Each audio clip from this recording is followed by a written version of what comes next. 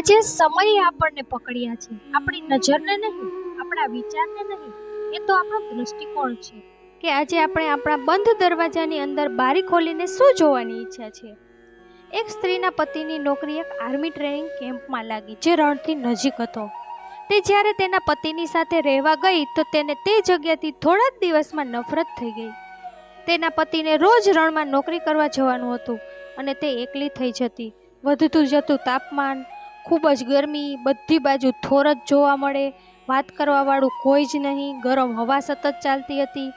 કંઈ પણ ખાઓ કે શ્વાસ લો, બધામાં ધૂળ જ ભરેલી હોય. તેણે પોતાના પિતાને ચિઠ્ઠી લખી, બધું જ બતાવ્યું અને છેલ્લે લખ્યું કે અહીં એક દિવસ પણ રહેવું મારા માટે શક્ય નથી. આનાથી સારું હોત કે હું જેલમાં હોત. તેના પિતાએ જવાબમાં ફક્ત 2 જ લીટી લખી. એ 2 લીટીએ તે સ્ત્રીની આખી જિંદગી બદલી નાખી. જાણો છો તેના પિતાએ જવાબમાં શું લખ્યું?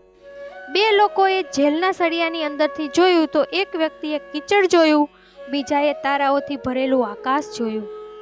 આ લીટીને તેણે વારંવાર વાંચી, પરંતુ તેના ઉપર તેની કેટલી ઊંડી અસર થઈ ગઈ કે પછી ક્યારેય તેણે જીવનમાં ફરિયાદ ન કરી. તેના પછી તેણે ફક્ત ભગવાનને યાદ કરીને ધન્યવાદ આપ્યા. ત્યાર પછી તેણે પોતાના જીવનમાં ક્યારેય કીચડ ન જોયું, ફક્ત અને ફક્ત તારાઓથી ભરેલું આકાશ જોયું. જેવું તમે જોવાની ઈચ્છા કરશો તેવું આ જીવન, આ લોકો, આ સંસાર તમને દેખાશે. ક્યારેક ઘણી પરિસ્થિતિ આપણા હાથમાં નથી હોતી, પરંતુ તેના ઉપર આપણી પ્રતિક્રિયા કેવી હોય તે પૂરેપૂરી આપણા હાથમાં હોય છે. એક ગુરુને શિષ્યએ કહ્યું, એક વ્યક્તિએ આ આશ્રમમાં ગાય ભેટ આપી છે. સારું થયું, બધાને દૂધ પીવા મળશે. થોડા દિવસ પછી ફરી શિષ્ય આવી અને ગુરુને કહ્યું કે ગુરુજી, જે માણસે ગાય આપી હતી તે માણસ આવીને ફરીથી ગાય પાછી લઈ ગયા. ગુરુએ કહ્યું, સારું થયું, છાણ ઉપાડવાની માથાકૂટથી તો શાંતિ મળી. પરિસ્થિતિ બદલે તો આપણી મનોસ્થિતિ બદલી લો, પછી દુઃખ પણ સુખમાં બદલી જશે. બધી રમત દ્રષ્ટિકોણની છે. આપણા બધાને સ્વર્ગની ચાવી આપી છે, પણ મજાની વાત તો એ છે કે તે ચાવીથી નર્કનો દરવાજો પણ ખુલે છે. તે ચાવીનું નામ છે દ્રષ્ટિકોણ. સાચું જ કહ્યું છે કોઈએ, તમારી સ્થિતિ નહીં, તમારી મનોસ્થિતિ તમને ખુશ રાખે છે.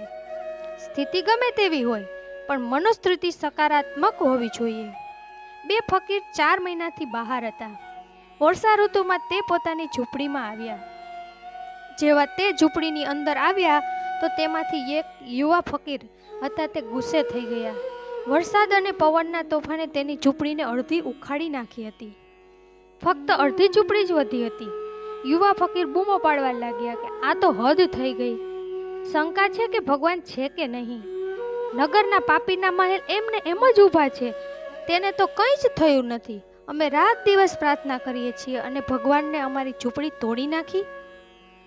બીજી બાજુ ઘરડા ફકીર આકાશની તરફ હાથ જોડીને ઊભા હતા. તેની આંખોમાં આનંદના આંસુ વહેતા હતા. યુવાન ફકીરે આશ્ચર્યમાં પડી ગયો અને કહેવા લાગ્યો, તમે આ શું કરો છો? ઘરડા ફકીરે કહ્યું, હું ભગવાનને ધન્યવાદ આપું છું. આ તોફાનનો શું ભરોસો? આખી ઝૂંપડી ઉપાડીને નાખી દીધી હોત તો? જરૂર ભગવાનને જ કંઈક કર્યું હશે, તેથી જ તો અડધી ઝૂંપડી બચી ગઈ છે. આપણા જેવા ગરીબનું પણ તે કેટલું ધ્યાન રાખે છે. રાત થઈ ગઈ. તે બંને સુવા ચાલ્યા ગયા. એક ક્રોધથી ભરેલો હતો, ચિંતાથી ભરેલો હતો. રાતભર પડખા ફરતો રહ્યો, સૂઈ ન શક્યો.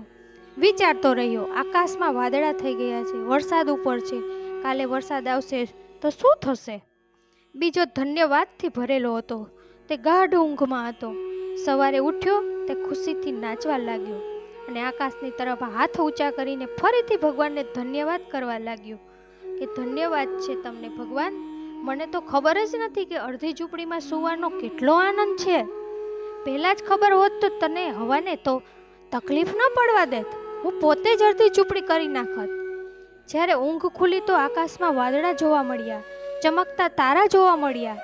વિચારવા લાગ્યો કે કાલે વરસાદ હશે તો કેટલો આનંદ આવશે. અડધી ઝૂંપડીમાં અમે સૂતેલા હશું અને એક બાજુ વરસાદ હશે, મધુર સંગીત ઉત્પન્ન કરશે. કેટલી આનંદદાયક સમય હશે તે. અમે પાગલ જ હતા કે ઘણી વર્ષા ઋતુ ઝૂંપડાની અંદર જ પસાર કરી. ત્યારે યુવા ફકીર ખૂબ ગુસ્સે થઈ ગયા અને બોલ્યા, આ શું પાગલપન છે? શું બકવાસ કરો છો? ઘરડા ફકીરે હસીને કહ્યું કે આ પાગલપન નથી, જે વાતથી દુઃખ વધતું હોય તે જીવન દિશા ખોટી છે, જે વાતથી આનંદ વધતો હોય તે જીવન દિશા સાચી છે. મેં ધન્યવાદ આપ્યો તો સારું સુખ વધ્યું, તે ક્રોધ કર્યો તો તારું દુઃખ વધ્યું. તું રાત દિવસ વિચારતો રહ્યો, હું શાંતિથી સૂઈ ગયો. હું આનંદિત છું, શાંત છું. તું ક્રોધિત છે. તું જ બતાવ મને કે કઈ જીવન દિશા સાચી છે. સાચું જ છે, જે વાતથી આનંદ વધે, સુખ વધે, શાંતિ વધે તે જ જીવન દિશા સાચી છે. મિત્રો, યાદ રાખજો અને વારંવાર બોલજો આ બે લીટીને જ્યારે પરિસ્થિતિ પ્રતિકૂળ હોય ત્યારે. જેલના સળિયાની અંદરથી જોયું તો એકે કીચડ જોયું અને એકે તારાથી ચમકતું આકાશ જોયું.